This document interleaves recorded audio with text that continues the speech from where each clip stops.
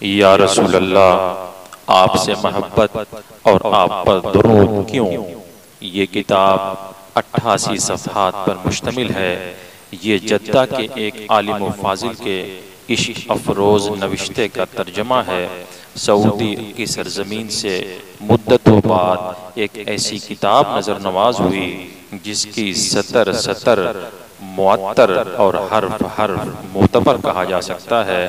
مختصر سی کتاب مگر اپنے اندر قطرہ قطرہ قلزم کا سما رکھتی ہے۔ پڑھیے تو پڑھتے چلے جائیے، نہ آنکھوں کو تھکاوٹ کا احساس اور نہ دل کو گھبراہٹ کی فکر۔